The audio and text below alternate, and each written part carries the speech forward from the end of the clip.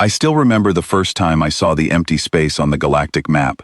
It was gray, with no name and no border lines. Every other region had a label, a flag, or a color. This one had nothing. At first, I thought it was just a mistake in the map system. I was young then, still learning how to be a good pilot, and I did not know that this gray patch would one day teach me the biggest lesson of my life. I worked as a cargo pilot for a small trading company. My job was simple. I moved goods from one station to another, across quiet parts of the galaxy, where nothing exciting ever happened. My co-pilot was a calm alien named Oss. He had 4 eyes and a habit of clicking his mouth parts whenever he felt nervous. Most days, he was relaxed. But whenever I zoomed into that gray part of the map, his whole body would grow still, like a small animal that senses danger nearby. "Why does everyone act strange about this place?" I asked him one day, pointing at the screen. "Because it is better not to ask," he said. "That is not an answer. It is the only one you need," he replied. I laughed at the time. I thought he was only being dramatic, the way older pilots sometimes are about old space stories. Every species has some legend about a mysterious place. I believed this gray zone was just another myth, something left over from ancient history that nobody could explain anymore. I learned the truth in a way I never expected. It happened during a normal supply run. We were carrying machine parts to a mining colony, flying through a quiet path that connected 2 busy trade routes. Everything was calm until our ship's engine had a small failure. A tiny part called a hypercoupling stopped working, and our ship dropped out of fast travel much earlier than planned. When I checked our position, my stomach tightened. We were drifting, slowly and helplessly, straight toward the edge of the gray zone. Ossus stopped moving. His 4 eyes were wide, and for the first time, he was completely silent. No clicking, no nervous movement, just stillness. "We need to fix the engine right now," he said, his voice tight. "We cannot enter that region." "Why not? What is actually there?" He did not answer right away. He was too busy checking every system on the ship, trying to find a way to push us back before we crossed the invisible line on the map. But our engine was too weak. We kept drifting, slow and steady, until a small light appeared on our communication screen. It was not an alarm. It was a message, repeating quietly, over and over again. I opened it, expecting something frightening. Instead, I heard a calm voice, speaking softly in many different languages, one after another, until it reached mine. "This region is managed by humans," the voice said.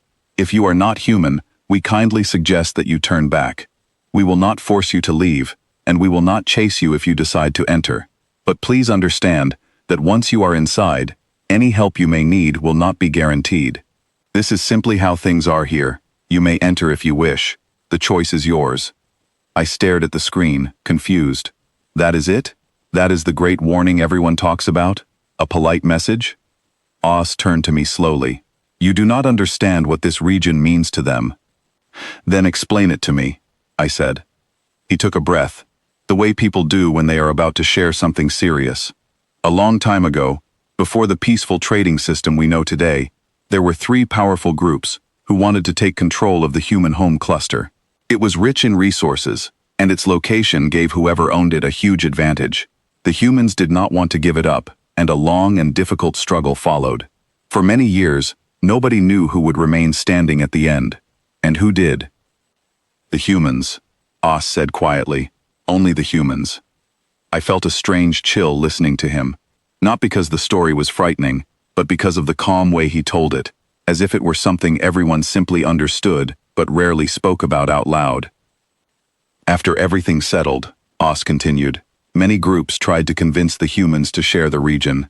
They offered trade deals, alliances, and peaceful partnerships, but every single request was refused, not with anger, not with threats, just a calm and steady no, every single time. Eventually, everyone stopped asking, and this message," he pointed at the screen, "became the only communication anyone receives from that region." "So they are not aggressive?" I asked. "They are not troubling anyone?" "No," Oss said. "That is exactly what makes people uneasy.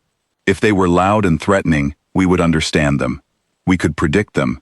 But a group that stays quiet, calm, and firm, without needing to prove anything to anyone, that is much harder to understand, and when you cannot understand something, you tend to stay away from it. I looked back at the gray patch on the map, feeling it differently now. It was not empty because nobody wanted it. It was empty because those who tried to take it long ago were no longer strong enough to try again, and everyone who came after simply chose not to repeat their mistake.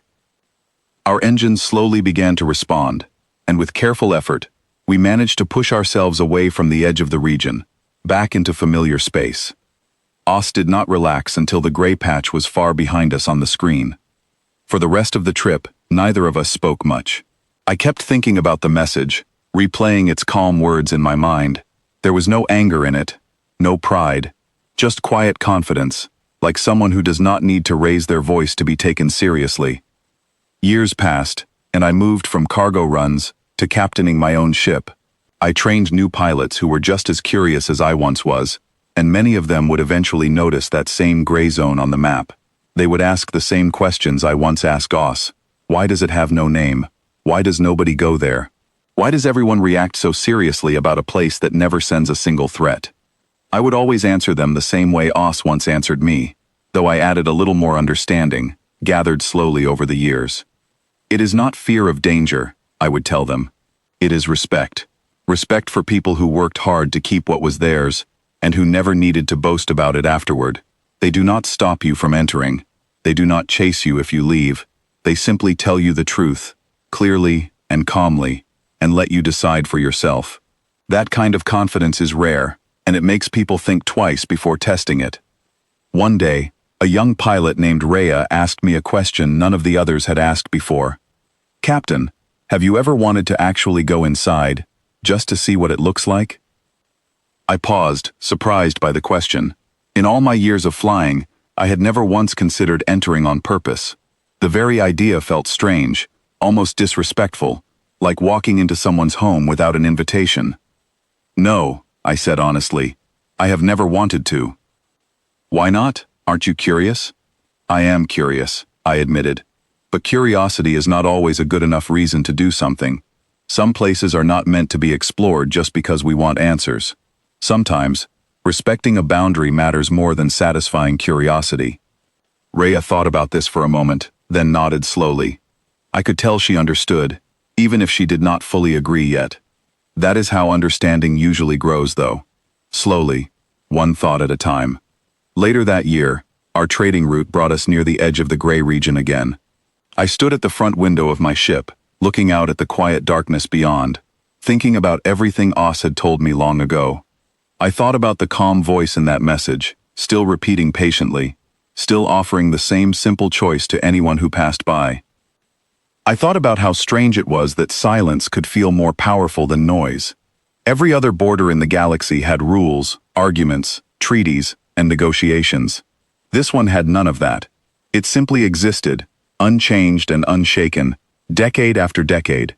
No one questioned it anymore, not because they were forced to accept it, but because they finally understood why it deserved to be respected.